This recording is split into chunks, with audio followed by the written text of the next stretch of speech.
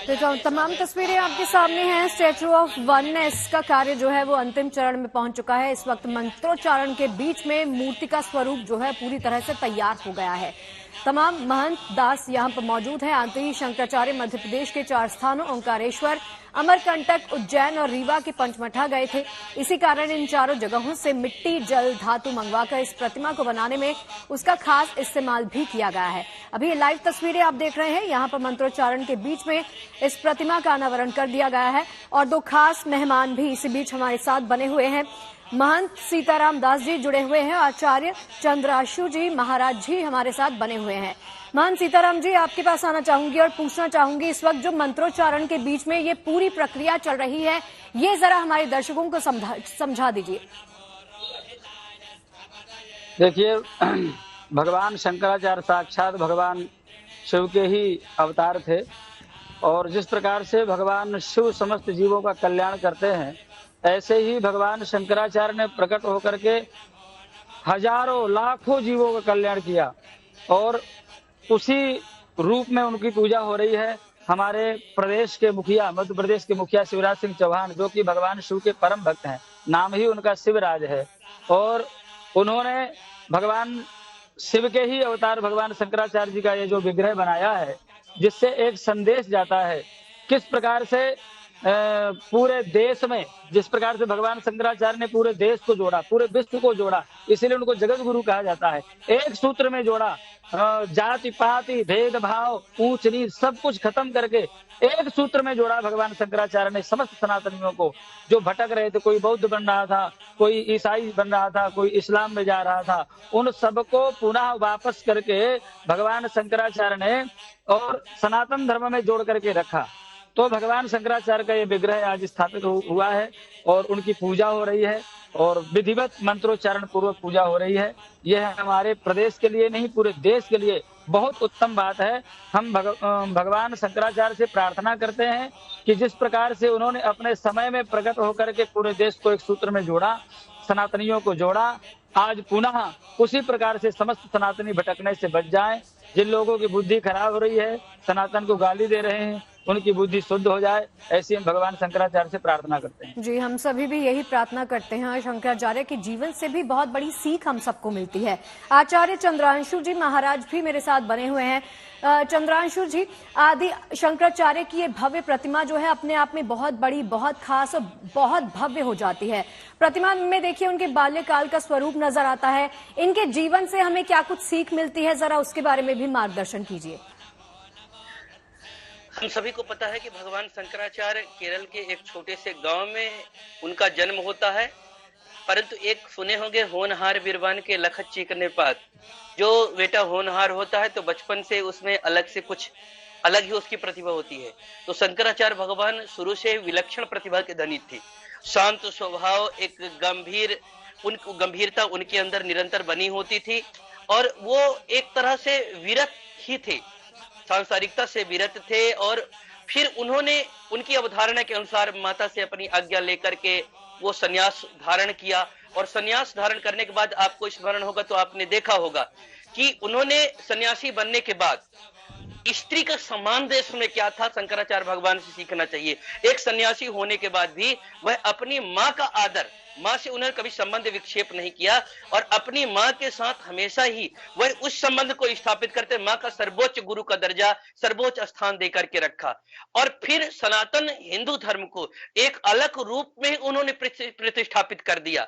मानव एकात्मवाद की मूल अवधारणा, जो मानव एकात्मवाद को स्थापित करने में पंडित दीनदयाल जी ने जो किया, वह कहीं अवधारणा शंकराचार्य भगवान से ही प्रेरित दिखाई पड़ती है। हर जात के व्यक्ति, हर पथ मंथ, किसी भी पंथ का व्यक्ति हो, किसी वर्ग का व्यक्ति हो, वह सब में एकात्म भाव का जो उन्होंने संदेश दिया और सबको एक पंक्ति में जोड़ करके देश को एकता अखंडता के लिए चारों धाम की स्थापना करके जिस रूप में दिया, वह उनका सनातन धर्म के प्रति ये अवर्णीय, अविस्मरणीय एक उनका उपकार है और निरंतर उनको इसी रूप में स्मरण किया जाएगा।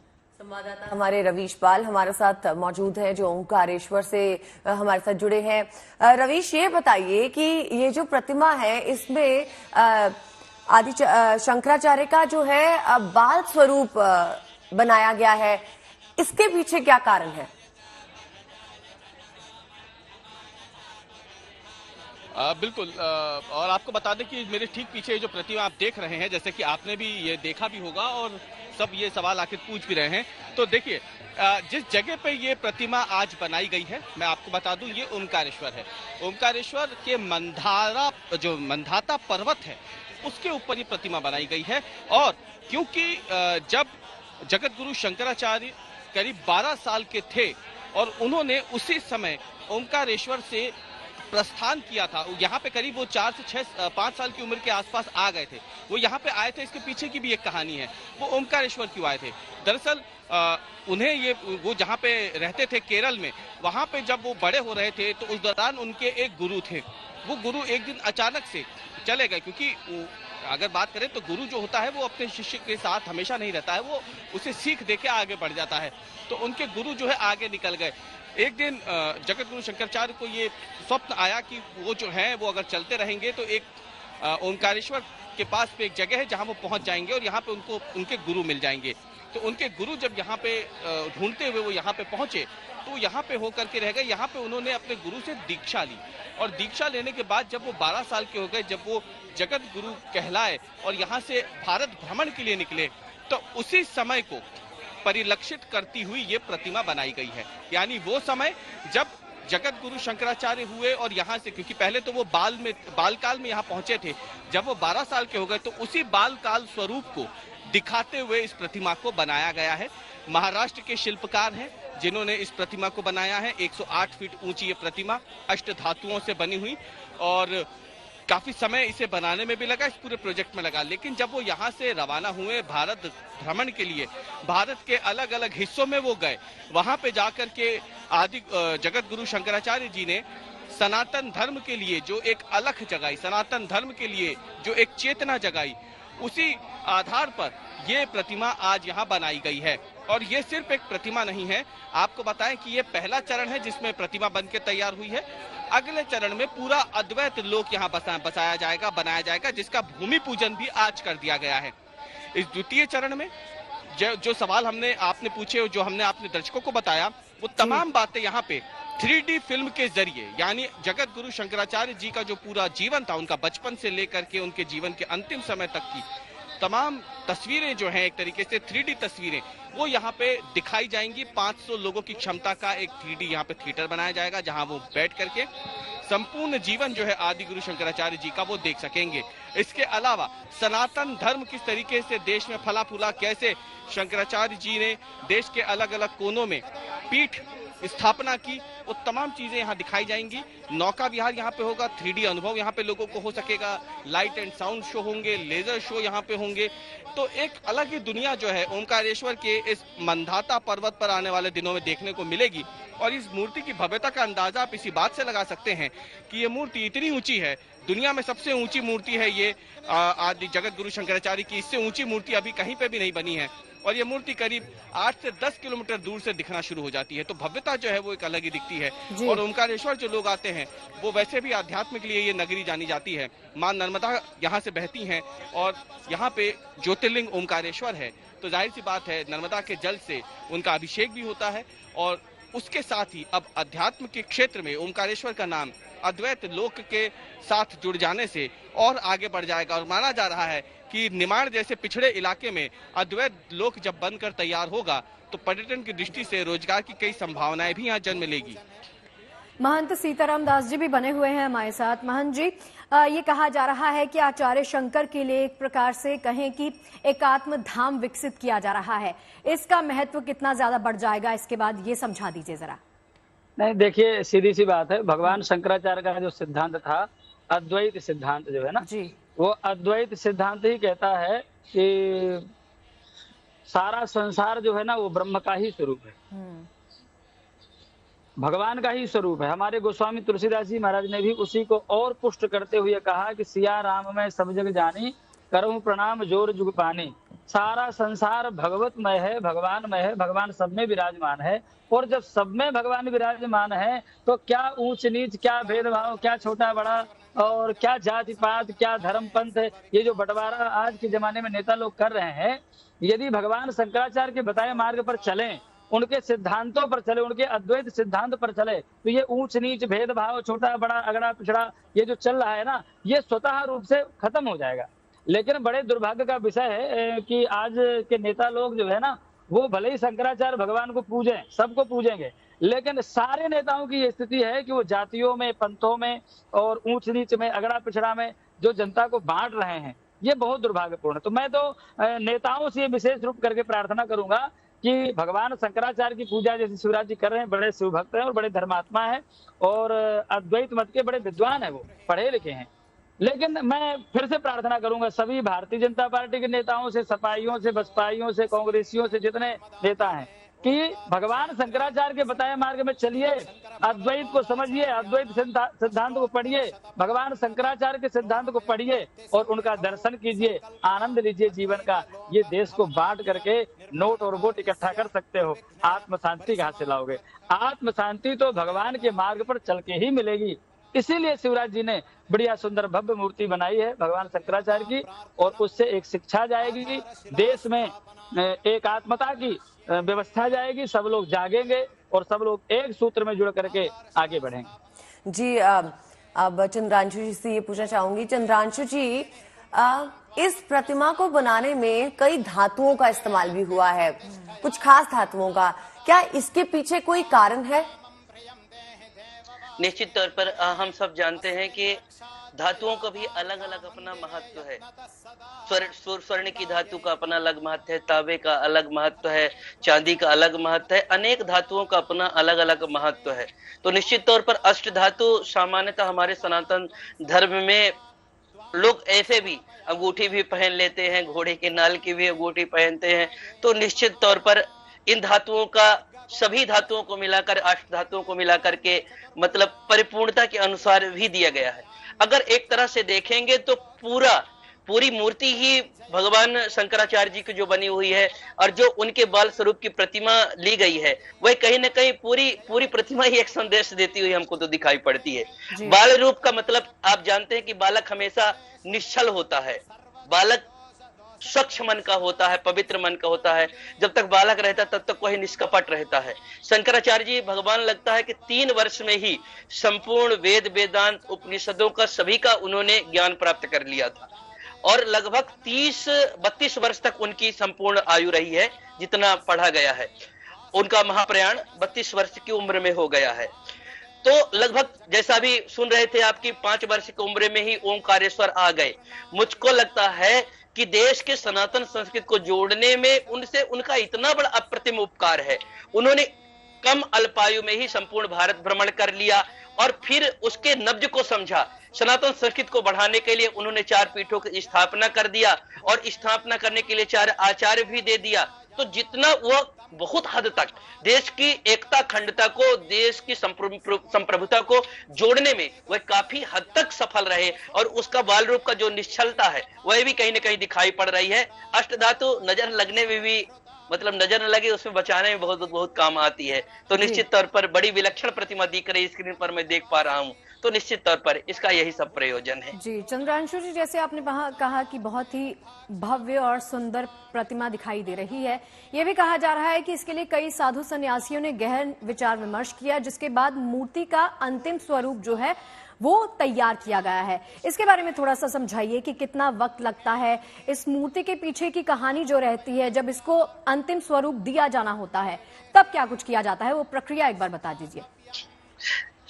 एक शास्त्रोक्त है कि शंकरम शंकराचार्य जी, शंकराचार्य भगवान, शंकर से शंकराचार्य जब बनते हैं, जगत गुरु शंकराचार्य जी जब बनते हैं, तो निश्चित तौर पर आचार्य माम बीजानियात, जो आचार्य होते हैं वो भगवान के ही अंश होते हैं। भगवान के स्वरूप का भी वर्णन होता है, उनकी भूभंगिमा कैसी थी, मुस्कान कैसी थी, चाल ढाल कैसा था।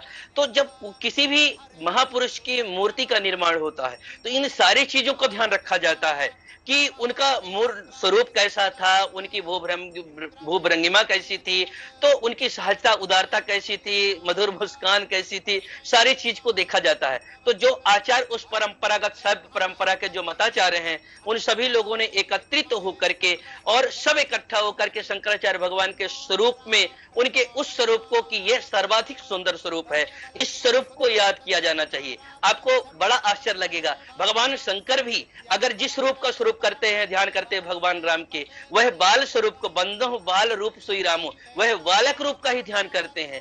तो बालक रूप जो है वो सबसे निश्चल, निर्द्वंद, स्वच्छ स्वरूप है, निर्मल स्वरूप है। इसलिए आचार्यों ने बालक रूप का ही इस स्वरूप मूर्ति की स्थापना करने का मन बनाया और मैं सौभाग्यशाली हूँ कि अपने निज नेत्रों से इस दृश्य को देख पा रहा हूँ। जी, अब रवीश भी हमारे साथ है। रवीश, ये बताइए कि आदि शंकराचार्य मध्य प्रदेश के 4 स्थानों यानी कि ओमकारेश्वर, अमरकंटक, उज्जैन और रीवा के पचमढ़ा गए थे। इसी कारण इन चारों जगहों से मिट्टी, जल और धातु मंगवाकर इस प्रतिमा को बनाने में उसका इस्तेमाल तो किया गया है, लेकिन ये जब सारी चीजें इकट्ठा करने की बात हुई, इसके ऊपर गहन हुआ, तब कौन कौन लोग जो थे वो सामने आए, जो मिले, जिन्होंने इस पे विचार किया कि कैसे, कब और क्या करना है? क्या इसके बारे में आप कोई जानकारी दे पाएंगे? देखिए, जैसे कि आपने बताया कि एकात्म मानववाद की हम बात कर रहे हैं। शंकराचार्य जी की जब हम बात करते हैं, ओंकारेश्वर की जब हम बात करते हैं, इस प्रतिमा को बनाने की जब हम बात करते हैं, अष्ट धातु की आपने बात की, तो दरअसल ये अष्ट धातु जो है सिर्फ इन्हीं 4 जगहों से ना होकर के आपको बताएं कि बाकायदा मध्य प्रदेश में सरकार ने इस प्रतिमा के साथ सनातन धर्म और लोगों का एक जुड़ाव बना रहे, इसके लिए एकात्म यात्रा निकाली थी। इस एकात्म यात्रा ने मध्य प्रदेश के करीब 27,000 से ज्यादा गांवों का सफर तय किया। और आपको याद होगा, जैसे राम मंदिर के लिए यात्रा निकाली गई थी और सोने चांदी हो, ईंटें हो, ये तमाम चीजें इकट्ठा की गई थी, अलग अलग धातु इकट्ठा की गई थी, कमोबेश उसी तर्ज पर एकात्म यात्रा निकाली गई। मध्य प्रदेश के 27,000 ग्राम पंचायतों से होकर के, गांवों से होकर के, खास तौर से शहरों से नहीं, गांवों से होकर के यात्रा निकली और लोगों से मांगा गया जो जितना जो दे सकता था। किसी ने लोहा दिया, किसी ने तांबा दिया, किसी ने पीतल दिया, किसी ने कोई दूसरी धातु दी। ऐसे करते करते ही ये पूरी प्रतिमा बन पाई है। तो ये सिर्फ कुछ चुनिंदा लोगों से नहीं, बल्कि इन 27,000 गांवों में रहने वाले तमाम लोगों की एक जो अध्यात्म के प्रति अपनी अगाध श्रद्धा है, सनातन के प्रति अगाध श्रद्धा है, उसके बाद ही ये प्रतिमा आज ये मूर्त रूप ले सकी है। तो ये एक यात्रा थी जो पिछले साल शुरू की गई थी और इस यात्रा के जरिए ही अलग अलग गांवों से अष्ट धातुएं इकट्ठा करने का कार्यक्रम संपन्न हुआ, जिसके बाद जब ये सभी धातुएं इकट्ठा हुई तो उन्हें फिर इस मूर्ति के रूप में ढाल के, आकार में ढाल करके अब इस मूर्ति को बना करके उसका लोकार्पण किया गया है। और ये काफी एक भव्य यात्रा थी उस समय जब पूरे मध्य प्रदेश के अलग अलग हिस्सों से इस यात्रा को निकाला गया था। कमोबेश वैसी ही तस्वीरें देखने को मिलती थी जैसे हमने राम मंदिर के निर्माण के समय देखी थी। राम मंदिर आंदोलन में हमने देखा था किस तरीके से यात्रा निकली थी और उनसे ईंटें या जो उनसे बन सके वो तमाम चीजें मांगी गई थी। वैसी ही यात्रा एकात्म मानववाद के प्रेरणा स्रोत रहे जगत गुरु शंकराचार्य जी की इस प्रतिमा के लिए मध्य प्रदेश में निकाली गई थी। रवीश, एक बार पीछे की तस्वीरें अगर आप अपने कैमरा पर्सन को बोलें कि हमें दिखा दें कि इस वक्त पीछे क्या कुछ चल रहा है दर्शकों के लिए। जी बिल्कुल, मैं आपको तस्वीरें दिखाता हूँ, सीधी तस्वीरें। दरअसल ये एक परंपरा होती है, जब साधु संत निकलते हैं किसी एक जगह से दूसरी जगह जाने के लिए तो उन्हें अकेला नहीं छोड़ा जाता है और उनका स्वागत इस तरीके से परंपरागत रूप से किया जाता है। फिलहाल जो साधु संत हैं वो हम आपको तस्वीर दिखाते हैं, प्रसादी ग्रहण के लिए उस टेंट के पास गए हुए हैं, उस डोम के पास गए हुए हैं। जब उस डोम से निकलकर वो इस जगह से प्रस्थान करेंगे तो फिर उनका स्वागत जो है वो इस तरीके के जो वाद्य यंत्र है शैव परंपरा के तहत आते हैं। ये सभी लोग केरल से आए हैं और क्योंकि जगत गुरु शंकराचार्य जी, आचार्य शंकर जो हैं केरल से थे, तो उसी पद्धति से सभी साधु संतों का यहाँ पे लगातार स्वागत हो रहा है। तो ये सभी लोग जब एक जगह से दूसरी जगह साधु संत निकलते हैं तो उनके लिए ये खड़े हैं। जब वो यहाँ से निकलेंगे तो ये सभी पारंपरिक वाद्य यंत्रों से उनका अभिवादन करेंगे, उनका स्वागत करेंगे और उन्हें यहाँ से दूसरे स्थान के लिए प्रस्थान करवाएंगे। जी, चंद्रांशु जी के पास चलते हैं। धर्मगुरु चंद्रांशु जी, क्योंकि ये कार्यक्रम इस लेवल पे हो रहा है, यहाँ पर कई साधु संत जुड़ रहे हैं, आने वाले वक्त में ऐसे क्या क्या कार्यक्रम रखे गए हैं या सोचे गए हैं जिससे पूरे देश के धर्म जो है वो जुड़ जाए, जो लोग हैं वो यहाँ पर आना चाहते हैं उन्हें किस तरह का मैसेज दिया जाएगा, इसके आसपास किस चीज की स्थापना होगी कि ये एक अपने आप में धर्म की तरह स्थापित हो। और मेरे ख्याल से इस मूर्ति को बनाने का मकसद भी यही था कि सनातन धर्म के साथ देश के लोगों को जोड़ा जाए। जो ओंकारेश्वर पर्वत है और ओंकारेश्वरनाथ भगवान है, वो पूरा संपूर्ण पर्वत ही ओंकार के रूप में विराजमान है। और ओंकार शब्द जो है ना, वह प्रणव अक्षर है और सृष्टि का मूल, सृष्टि का कहीं न कहीं मूल है, वह आधार है ओंग। तो निश्चित तौर पर ऐसे ही 12 ज्योतिर्लिंगों में ओंकारेश्वरनाथ भगवान विराजमान है। तो सनातन धर्मावलंबी जितने हैं वैसे भी निरंतर जाते रहे हैं, दर्शन करते रहे हैं। परंतु ये जो एक समय चल रहा है, यह अपने आप में एक अद्भुत ही कहा जाएगा, एक अद्भुत समय कहेंगे हम इसको, कि जो शंकराचार्य भगवान, जो शंकर भगवान के स्वयं अवतार हैं और उनकी विचारधारा को लेकर 108 फीट मूर्ति का अनावरण, और मूर्ति के अनावरण के साथ में इतनी भव्यता दिव्यता के साथ ही जो उनकी संस्कृति के प्रति, उनकी मूलभूत जो रचनाएं हैं, उपनिषदों के प्रति, गीता के प्रति, अन्य वेद वेदांतों के प्रति, तो वह सबका सब कहीं ना कहीं उस सनातन संस्कृति के संवर्धन का, उनके मूलभूत विचारों का वहां पर निरंतर लोग आएंगे, अध्ययन अध्यापन होगा, उनको देखेंगे, समझेंगे। तो निश्चित तौर पर एक पर्यटन स्थल के साथ में आध्यात्मिक ऊर्जा का केंद्र भी बनेगा और संपूर्ण देश, मानव समाज, सनातन संस्कृति, धर्मावलंबी सब जाकर के अपने आत्मोन्नति के लिए वहां जाएंगे ही जाएंगे और जाकर के अपना आत्मोद्धार का वो मार्ग प्रशस्त करेंगे। और निश्चित तौर पर शंकराचार्य भगवान का जो विचार है, उनका जो महाभाष्य है, उनके जो विचार राष्ट्र की एकता अखंडता के लिए आए हुए हैं, वह हम लोगों के लिए, देशवासियों के लिए निरंतर आगे बढ़ने की प्रेरणा देंगे। जी चंद्रांशु जी, एक और सवाल जो मेरे जहन में आ रहा है वो ये कि जब भी हम किसी प्रतिमा की बात करते हैं ना, यहाँ हम शंकराचार्य जी की बात कर रहे हैं, उनके जीवन से जिस प्रकार की प्रेरणा मिलती है उसके बारे में बात कर रहे हैं, जिस प्रकार की सीख हम सबके जीवन में उतर सकती है उसके बारे में बात कर रहे हैं। अब जब प्रतिमा का अनावरण किया जाता है और जब प्राण प्रतिष्ठा की जाती है, वो प्रक्रिया जरा बताइए हमारे दर्शकों के लिए। देखिए, हमारे यहाँ 8 प्रकार के मूर्तियों का वर्णन है जी। जो मूर्ति निर्माण होती है वो 8 प्रकार की होती हैं। जैसे आप देखते हैं कि कभी कभी शिवलिंग बनाते हैं तो पार्थिव मिट्टी का बना लेते हैं। जगन्नाथ भगवान है वो पार्थिव के, जगन्नाथ भगवान काष्ठमय दारूमयी है, वो लकड़ी से बने हुए होते हैं, उनका परिवर्तन होता है। ऐसे धातु की भी मूर्ति का निर्माण होता है। तो ये जो मूर्ति का जब हम प्राण प्रतिष्ठा करते हैं, तो प्राण प्रतिष्ठा करने की जो प्रक्रिया है, आज तो अनावरण हो रहा है, पर पूजा की प्रक्रिया पहले से चल रही होगी। वहां पूछेंगे तो लोग बताएंगे, आचार्य लोग कई दिनों से पहले से पूजा की प्रक्रिया चालू कर देते हैं।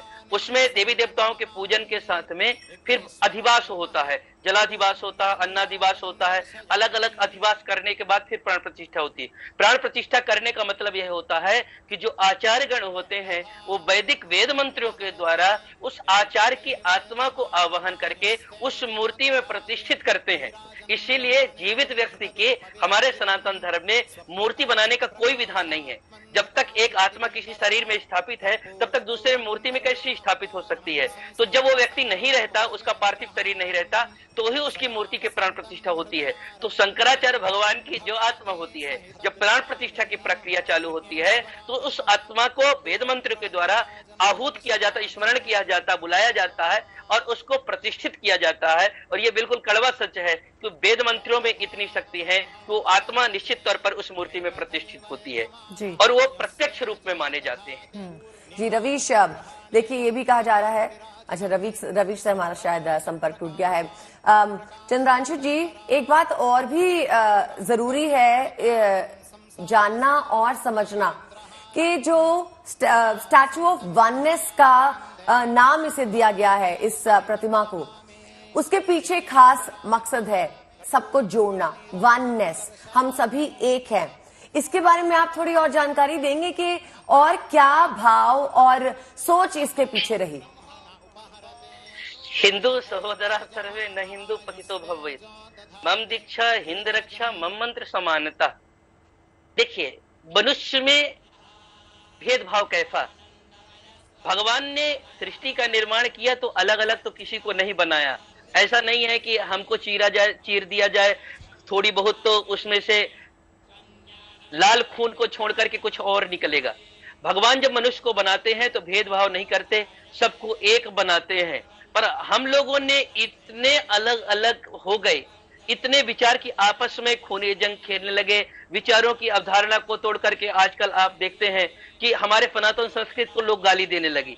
शंकराचार्य जी भगवान इतने पुराने प्राचीन सभ्यता, पुरानी हमारी संस्कृति रही हुई है, इतने आचार हुए, इतने उसके बाद समय बीत गया, पर सनातन संस्कृति ज्यों को त्यों चलती रही।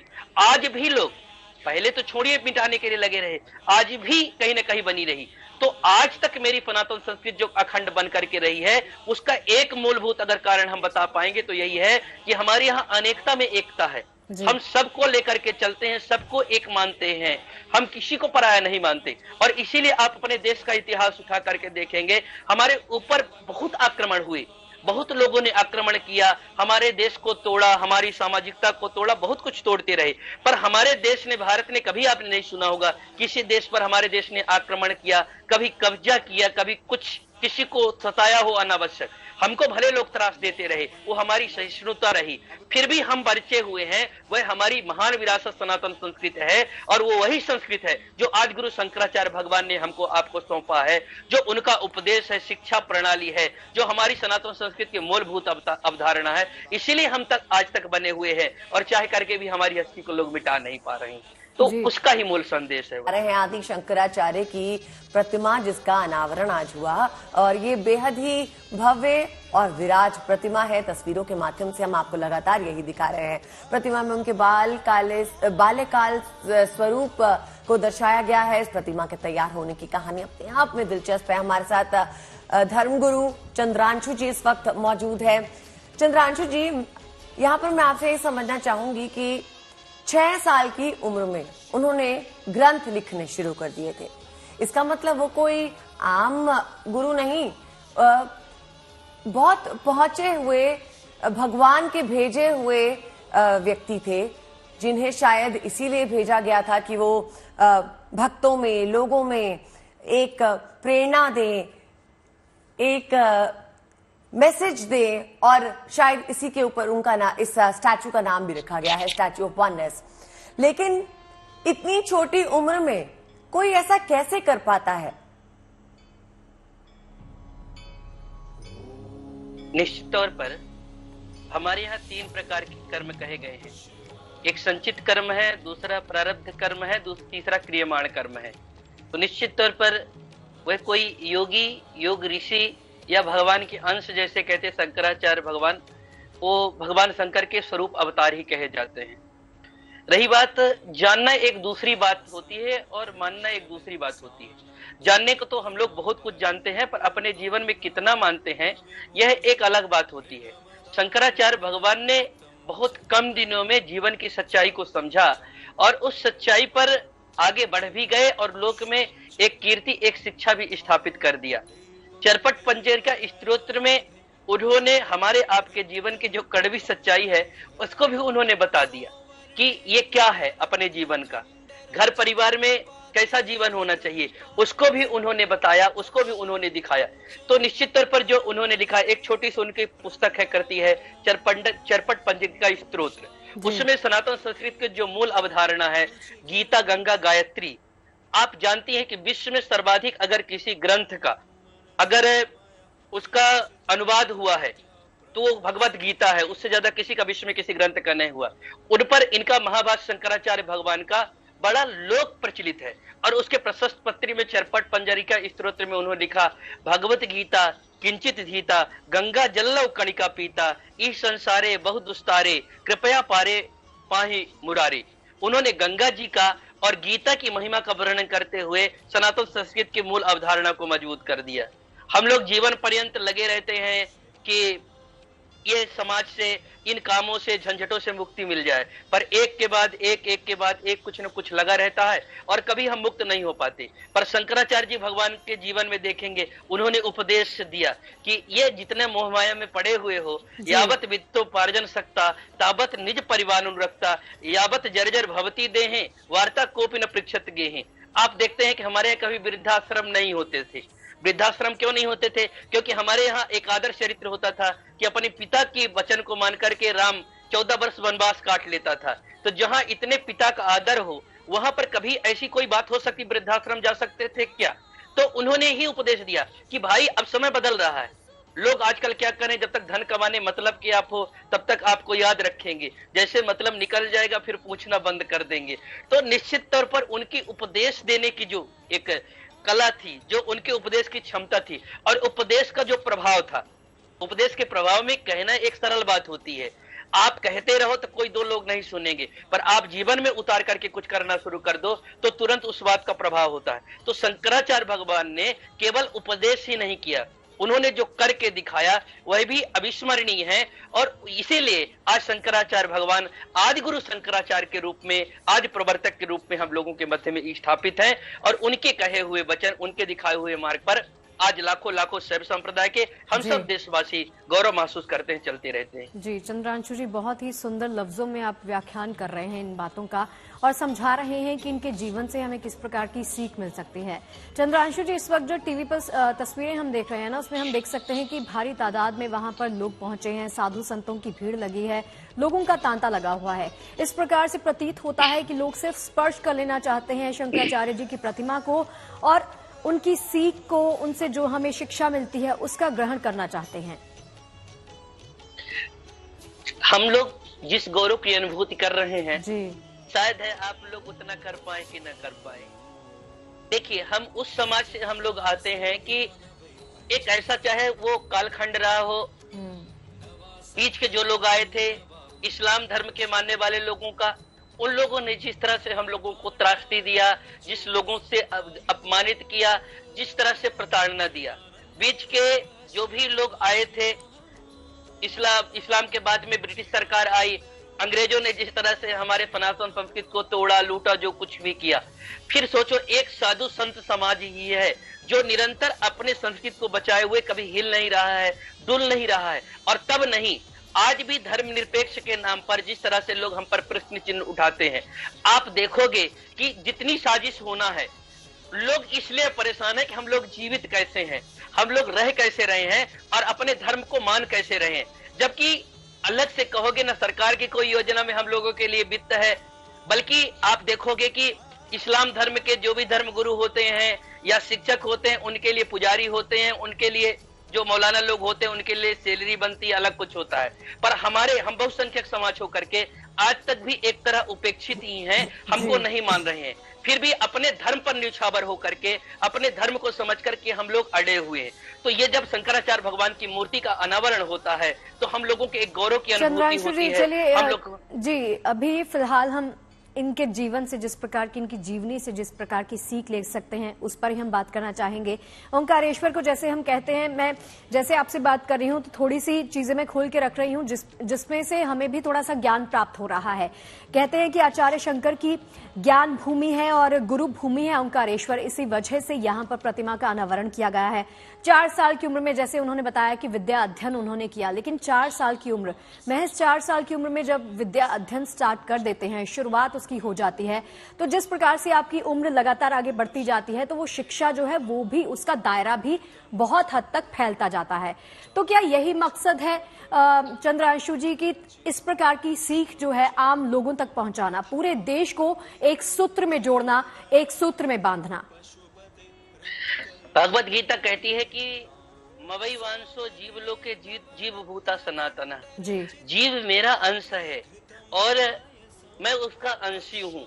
तो जो 4 साल की उम्र में इतने संपूर्ण वेद वेदांतों का, उपनिषदों का ज्ञान प्राप्त करके आत्मा के वास्तविक स्वरूप को समझ करके उपदेश करना, वह एकाएक नहीं होता।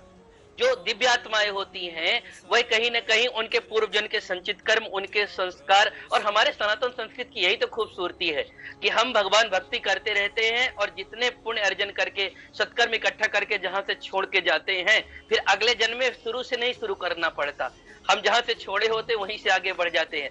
तो निश्चित तौर पर शंकराचार्य भगवान एक योग ऋषि हैं, धर्म ऋषि हैं, और इसीलिए उन्होंने इतने कम उम्र में इतने सारे कार्यों को करने में सफल हो गए और अपने जीवन काल में इतने बड़े बड़े महानतम कार्यों को कर चुके।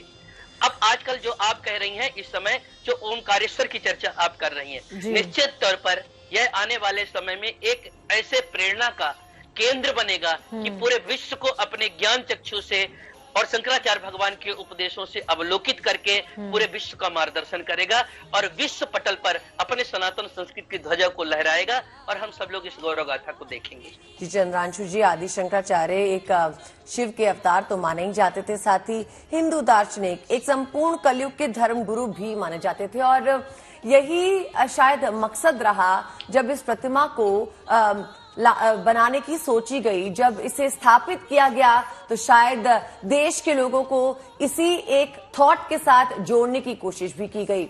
लेकिन जब यहाँ पर लोग पहुंचेंगे, क्या सिर्फ उनकी प्रतिमा देखकर वापस लौट जाएंगे या फिर वहां पर बाकी साधु संत रहा करेंगे, वहां पर कुछ क्या कहते हैं सत्संग हुआ करेगा, लोग मिलकर बैठेंगे, पूजा पाठ हुआ करेगा, इसके बारे में क्या कोई जानकारी दे पाएंगे आप हमें? बाकायदा लाइब्रेरी तो वहाँ बनी रही है। शंकराचार्य जी भगवान के उपदिष्ट जो ग्रंथ है, महाभारत है, वो भी वहाँ पर स्थापित ही हो रहे हैं और वहाँ पर कुशल उन शास्त्रों के शास्त्रज्ञ विशेषज्ञ लोग रहेंगे जो उन साधनों को, जो गुरुकुल की परंपरा थी, जिस तरह से लोग उन ज्ञान को प्राप्त करने के लिए जाते थे और जा करके उन उपदेशों को सुन करके, सीख करके और निरंतरता बनी रहती थी, वो सारे वहाँ पर पुस्तकालय में उन ग्रंथों को देखा जाएगा। वहाँ दर्शन करने के लिए लोग जाएंगे और दर्शन के बाद में जिनके पास जितना समय होगा, जितनी उनके पास शक्ति होगी ग्रहण करने की, उतना वहाँ पर उनके दिव्य उपदेशों को लेकर के समाज तक लोग प्रचार प्रसारित भी करेंगे और निरंतर उनके अवधारणा को आगे बढ़ाते जाएंगे। लगातार तस्वीरें हम आपको दिखा रहे हैं। स्टैच्यू ऑफ वननेस का अनावरण आज हुआ और ओमकारेश्वर से लाइव तस्वीरें आप इस वक्त GNT पर देख रहे हैं। आज ये कार्यक्रम लगातार सुबह से आपके सामने हम प्रस्तुत कर रहे हैं और ये लाइव तस्वीरें आपके सामने हैं जहां पर आप आदि शंकराचार्य की प्रतिमा जिसका अनावरण किया गया उसे देख पा रहे हैं। उसके आसपास आज कई रंगारंग कार्यक्रम भी हैं। दूर दूर से साधु संत यहाँ पहुंचे हैं, लोग यहाँ पहुंचे हैं। कहा जा रहा है कि 23,000 ग्रामों से जब ये यात्रा निकाली गई और वहां से धातु इकट्ठी की गई, किसी ने सोना दिया, किसी ने चांदी दी, किसी ने लोहा दिया, तो माना जा रहा है कि आज वो सब लोग जिन्होंने ये दान किया यहाँ पर पहुंचेंगे। आज का दिन बेहद ही खास ओमकारेश्वर में और आदि शंकराचार्य की प्रतिमा बेहद भव्य और विराट। तो तमाम साधु संतों की मौजूदगी में इस प्रतिमा का अनावरण कर दिया गया है। भारी तादाद में साधु संत यहाँ पर मौजूद हैं, लोगों का जमावड़ा भी यहाँ पर लगा हुआ है।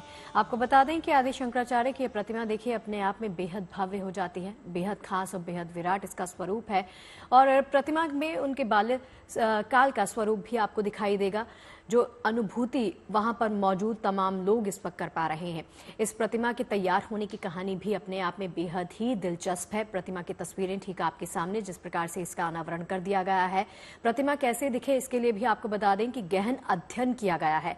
तमाम साधु सन्यासियों की मौजूदगी में उन्होंने वहां पर काफी दिनों के बाद विचार विमर्श किया और फिर मूर्ति का अंतिम स्वरूप जो इस वक्त आप अपने टीवी स्क्रीन पर लाइव देख रहे हैं, वो स्वरूप तैयार किया गया है। और आदि शंकराचार्य मध्य प्रदेश के 4 स्थानों ओंकारेश्वर, अमरकंटक, उज्जैन, रीवा के पंचमठा गए थे। इसी वजह से इन 4 जगहों से मिट्टी इकट्ठा की गई, जल लाया गया, धातु मंगवाई गई। प्रतिमा को बनाने में इन तमाम चीजों का इस्तेमाल किया गया है।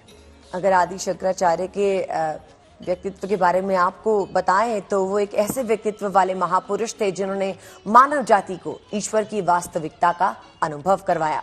और इतना ही नहीं, कई बड़े महर्षि मुनि कहते हैं कि जगत गुरु आदि शंकराचार्य स्वयं भगवान शिव के साक्षात अवतार थे। जगत गुरु आदि शंकराचार्य के जीवन एवं उनके कार्यों के बारे में वर्णन समुद्र के सामने एक छोटी सी बूंद के समान है और जो हम आज आपके सामने पेश कर रहे हैं वो जानकारी बेहद ही अहम है, उनके बारे में जानना बेहद अहम है।